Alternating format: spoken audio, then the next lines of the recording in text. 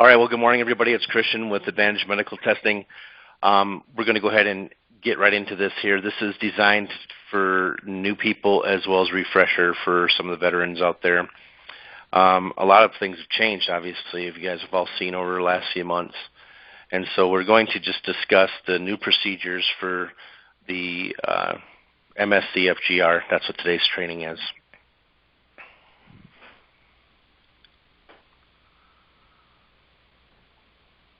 All right, first off, we'll go over what we're going to be talking about here. Here's the overview today. We're going to talk a little bit about the company structure, Medicare, some Medicaid stuff, website tour, pre-qualifying patients, qualifying patients, the required paperwork now, sample collection, how to handle the samples after you've collected them, and how to report your production to get shipping labels.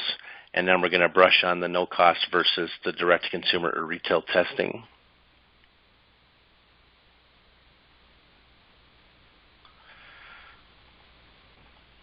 All right, so as of today, there are two tests that we can provide at no cost if people qualify to them, with some qualifications, of course, the PGX and the CGX.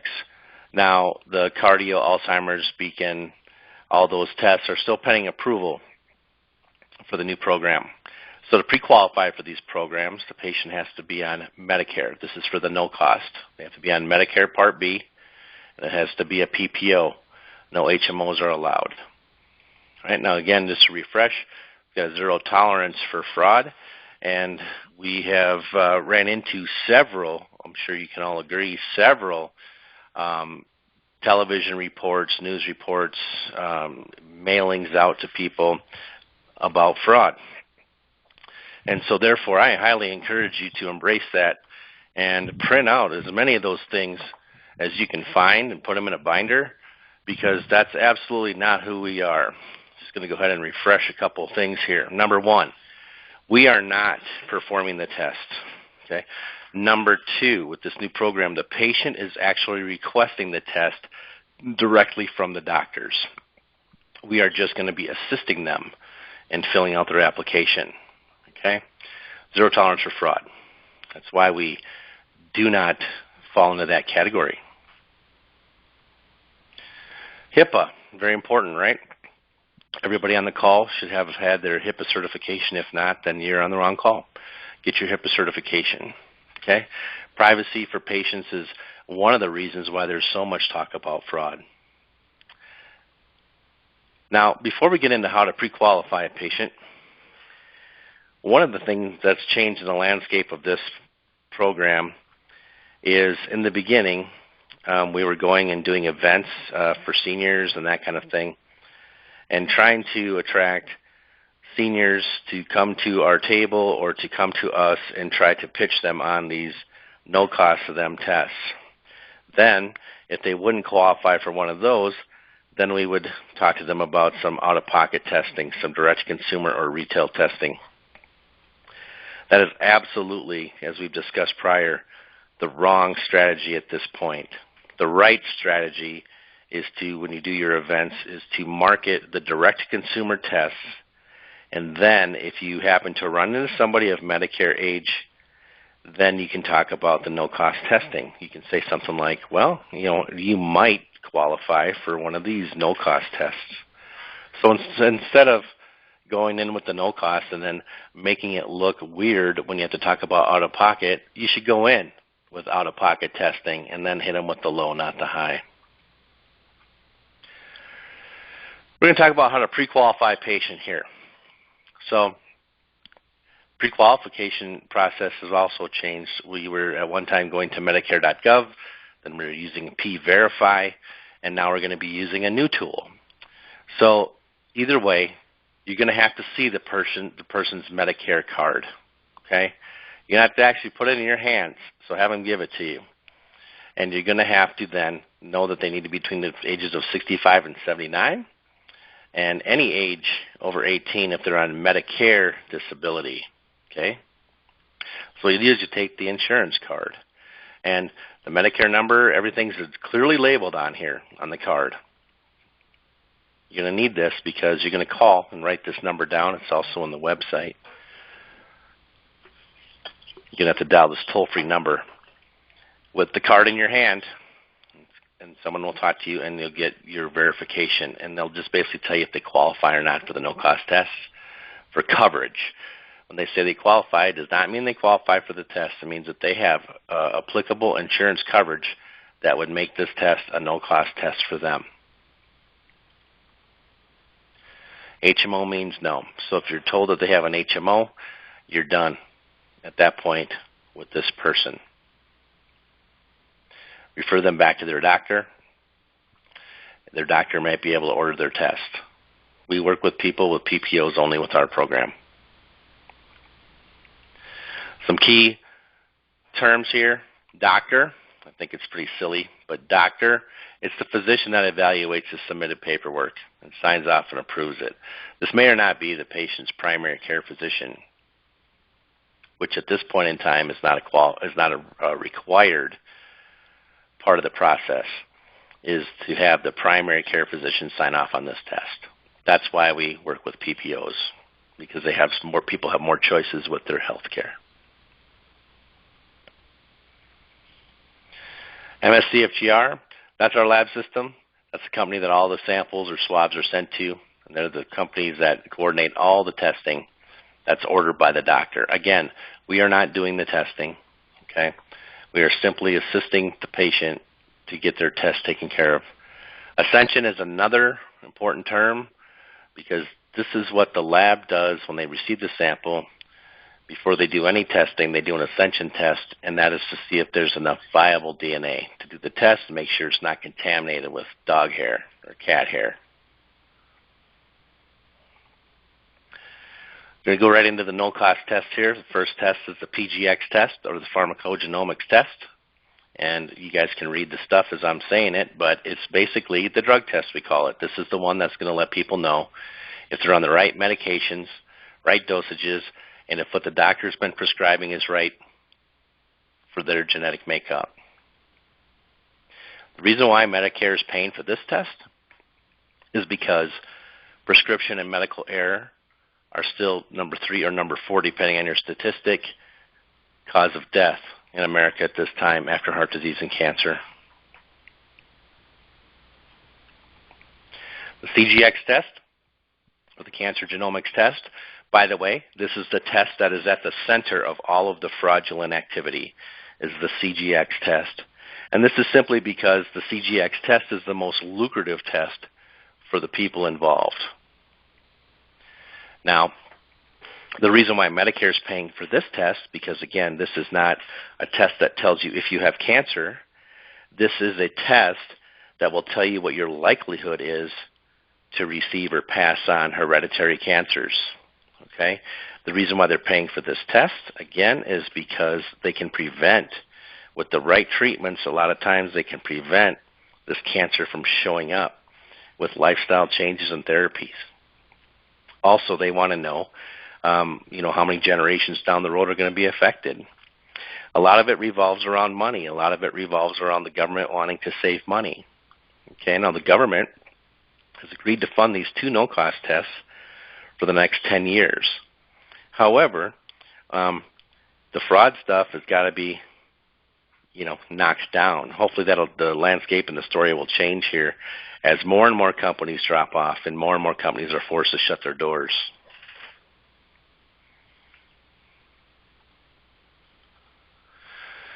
Some more key terms here. Personal history, that's exactly what that is. That's someone's personal history of cancer or other disease. Family history, that means that it's someone in their family. Now, this is biological family.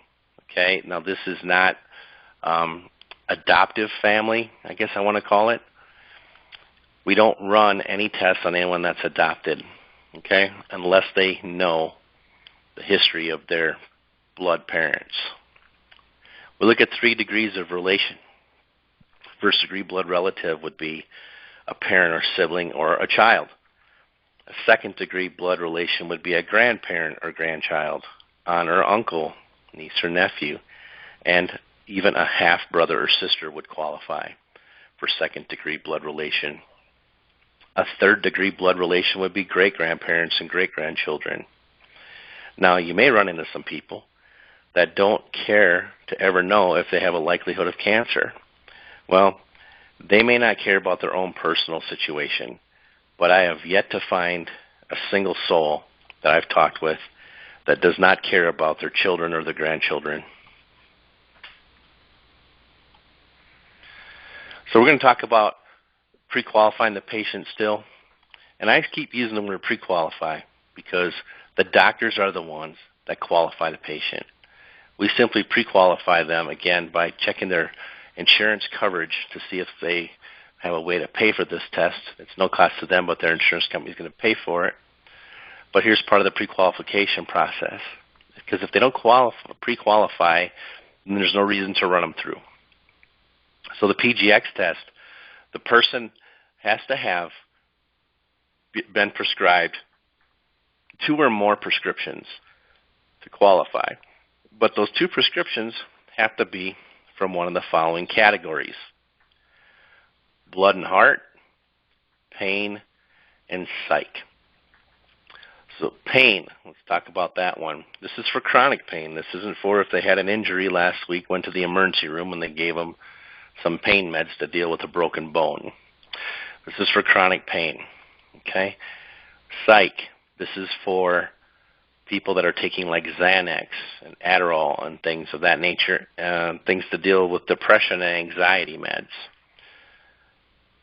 Blood and heart, that's people taking cholesterol medications, people taking high blood pressure medicine, and the like.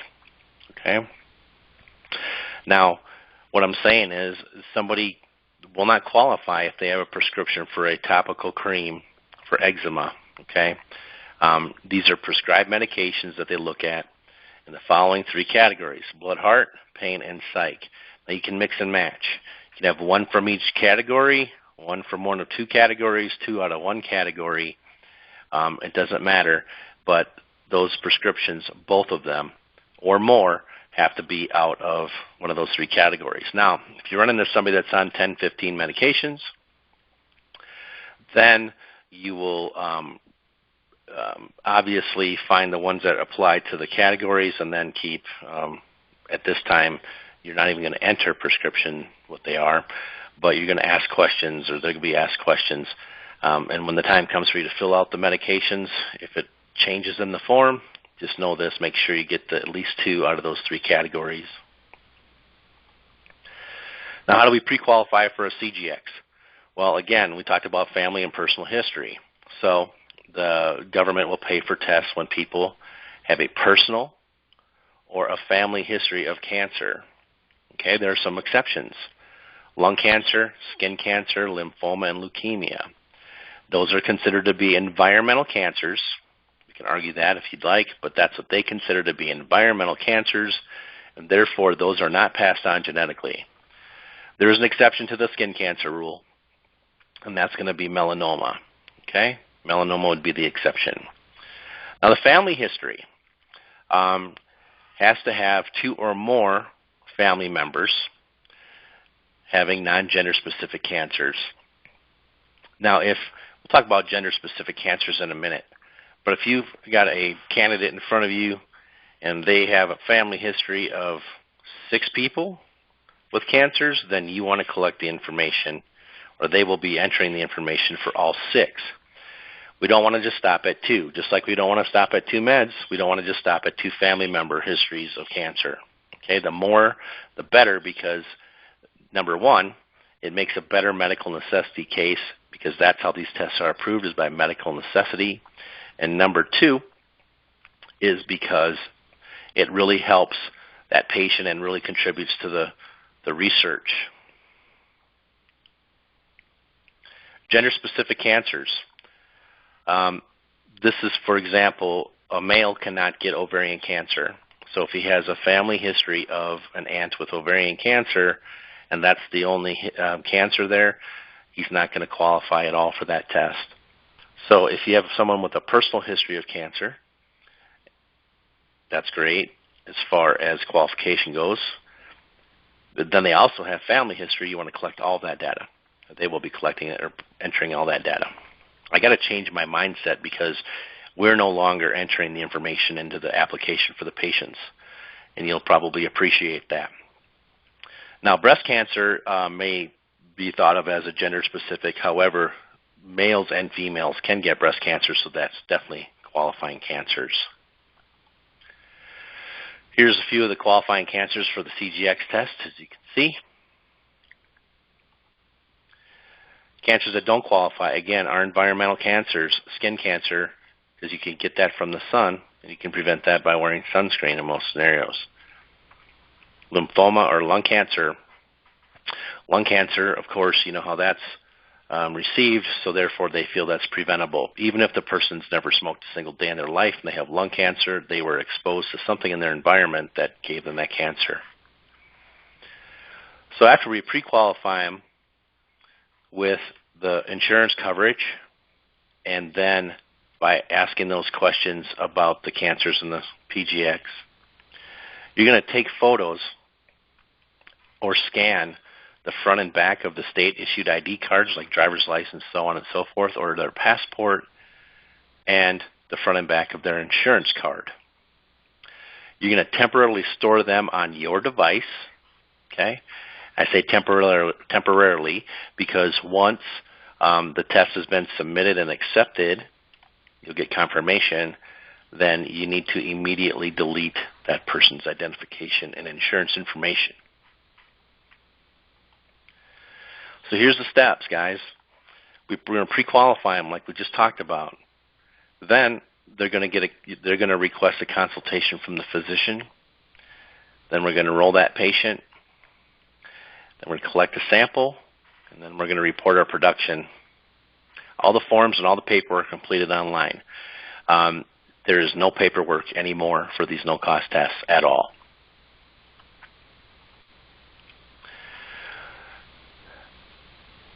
Okay. So we're going to go ahead and start the process in just a second. I just want to leap forward to the next slide real quick here. We're not going to dive too deep on collecting the samples today and how to label them, because there are videos in the agent portal in the training section on how to do both. There's videos on how to collect a sample, which swab to use for which test. And again, now we're doing 2 dry swabs for the CGX and 2 dry swabs for the PGX.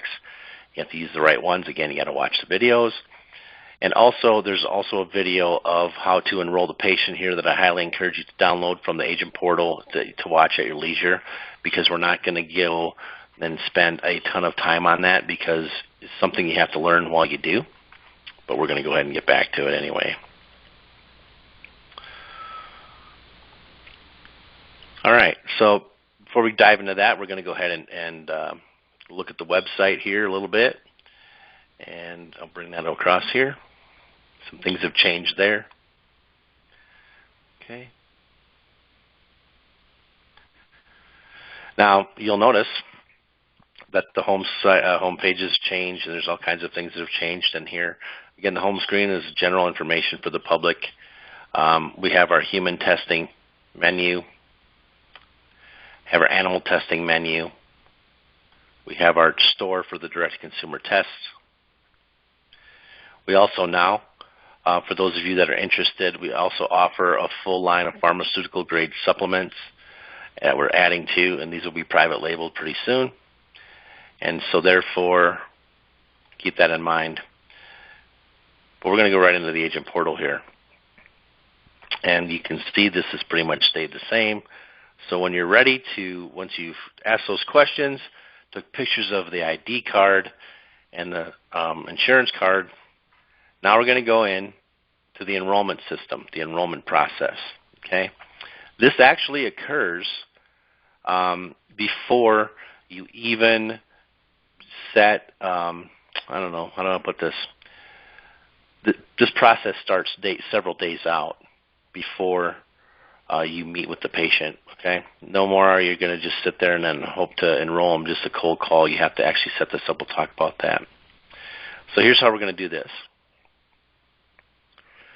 So you can set appointments for these consultations, and then I'm assuming that you've all watched the video.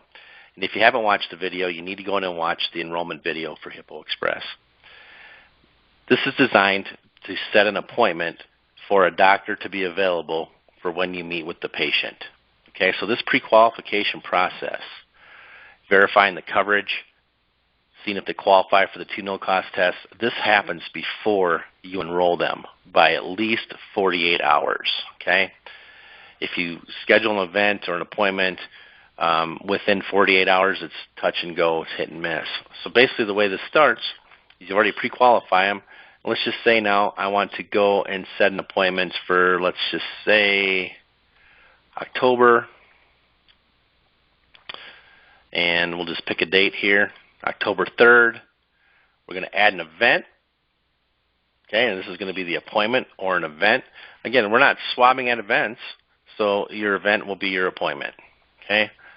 Your event name, you'll put down to, let's say it's going to be test. Your host company,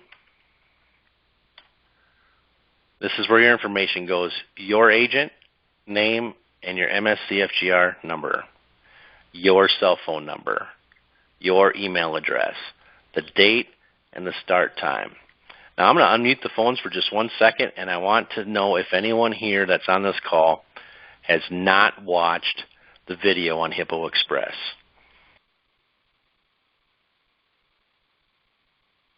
Has anybody, hold on 1 second here.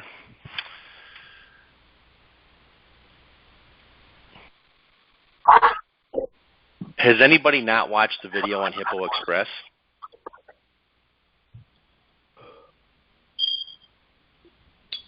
Has anybody not watched the video on Hippo Express? Great.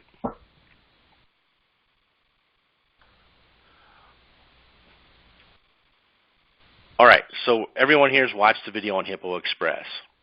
So what we're going to do here is we're going to go ahead and just mock one up here.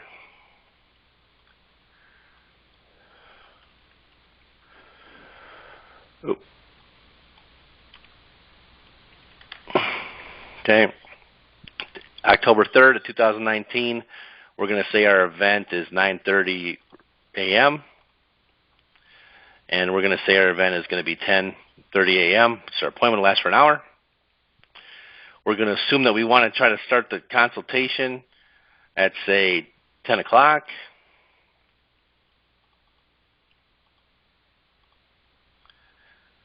And end time, 10:30, we'll just say. Time zone, very important. Let's see where we can find it. Let's say it's in Chicago. Expected volume, 1 person, or if it's a couple, just 1. We'll just leave all this today. We'll go Colorado. Okay. Description of notes. Meeting with test to enroll for PGX and CGX. Now with this system, with MSCFGR, you have to enroll them for at least the CGX.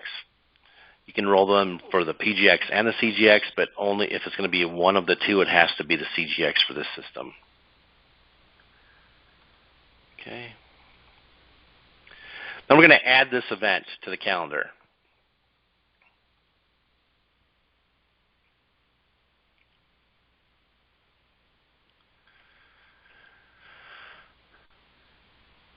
Let me take a second.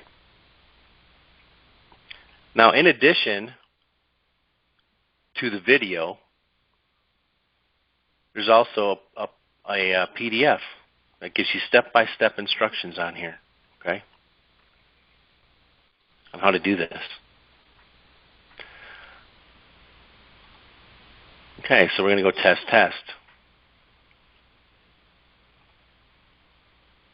Okay. I'm going to remove this because we're not actually going to do it. All right. So then you can see your event lists, which is nothing, your event calendar, which is nothing. Okay. So basically what happens after this is you follow the instructions exactly as they're written in the PDF and exactly as they are in the video. What will happen then is you'll RSVP that patient, and then the day or before that event happens, they're going to get a text message. That's why they have to have a cell phone that can receive a text message, because they're going to initiate the consultation. All right. So I want you, after the training today, to go back and refresh the video for Hippo Express. And I want you to learn how to do that, because it's very important. Because if you screw that up, it's going to cost money and it's going to cost time. It's getting back into the portal here. Okay. This Meditech, again, this is for the older stuff. Our swab packing slip, our production report, their downloads here. Okay. All kinds of cool stuff. Now, some of you may not have noticed this if you haven't been on here in a while. But we've got a catalog. It's a 25-page catalog that shows all of our testing that we can do for direct consumer. Okay. So, we pre-qualify the patient. They're going to request a consultation from their mobile device or their tablet. They're then going to be directed into the application. You've already taken pictures of the ID card and the insurance card. And what you're going to do is, when you're sitting there with them, there's a selection in the Hippo Express where you can put the application on your computer for them to use while you're sitting there if you wish. Or you can let them do it on their own tablet and you can have your own thing up. And then what you're going to tell them, though, when it comes to the part in the application to upload the pictures, there's a click for help button on the screen. That's what you tell them to do. When you get to the picture screen, hit the click for help and I'll upload the pictures. Okay? And then you're going to show them at the end how you've deleted the pictures. After we've enrolled the patient, then they're going to get a call from the doctor while you're sitting there. Okay? And that doctor is going to discuss with them the application. The doctor, once you've submitted the forms, the application up before the doctor calls, they're going to pull medical records electronically if necessary. They're going to make a phone call if they need to whoever they need to get any clarifying information. This is a real process now. So they're actually going to communicate with that patient. Then at the end of it, they're going to tell them that they qualify and that they're going to order the test and to look at you and basically tell you you're ready to go. And then you'll follow your on-screen prompts, because you'll be on the computer as well. And it will direct you, as it shows in the video, when to swab, how to label the swab properly. Okay? So again, collecting the sample, you're going to watch the videos. You're going to watch the current videos in there.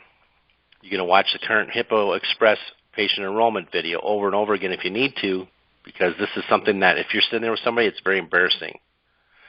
All right, so once you've done all that and you got your confirmation from the patient enrollment program, you're going to then go back into the portal, and you're going to, where I showed you, and you're going to click the swab packing slip, and you're going to fill this out. Now you're going to print a hard copy of this, and you're also going to print a PDF copy, all right, because you're going to need to upload the PDF copy with the production report. So I'm not going to assume too many more things. So I'm going to go ahead and we'll talk about the swab packing slip real quick here. I'll show you how to fill it out, I guess. Okay. All right, so you're going to click this button. It's going to pull it up on the screen. You're going to put your name, your ID, the MSCFGR ID, and this tracking number. This is going to be sent to you once we get your production report, and then you can go back and just write this in the hard copy, okay? The total number of swabs, ship date, total number of swabs are going to be however many you had. So you're going to have 3. Let's just say, for example, John Doe, his date of birth, and what it was. Was it a CGX? Doe, date of birth. Oh.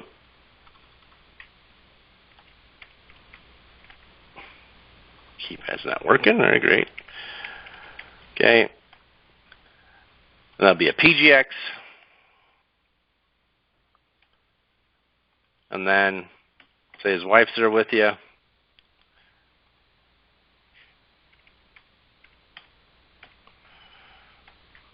Okay. And she had the CGX. Again, you'll print this out as a hard copy. You'll print it as a PDF. And when you send it in as a PDF, you will not have the tracking number on here because you haven't received it yet. We're not going to use UPS to ship these anymore. We're going to use the United States Postal Service. Gets them there just as fast. Once you print out the hard copy, you put that to the side. You submit your production report like so.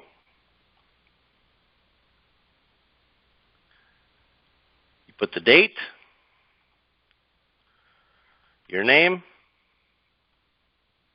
your ID number, and now you start adding John Doe.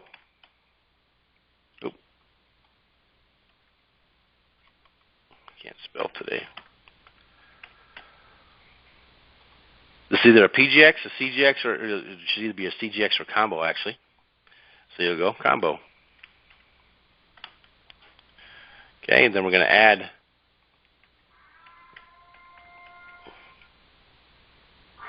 Sam Doe. Oh, did it again.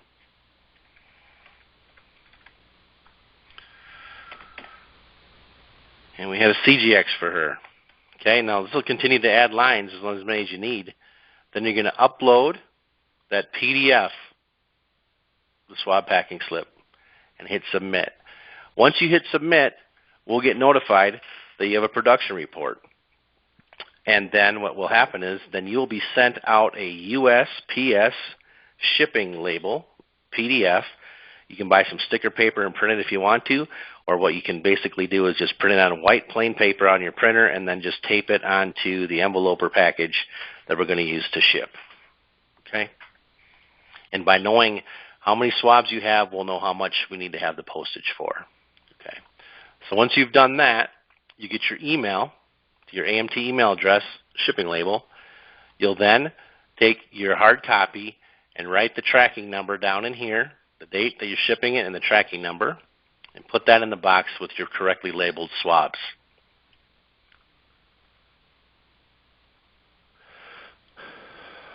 So here's how you package and send them again, okay?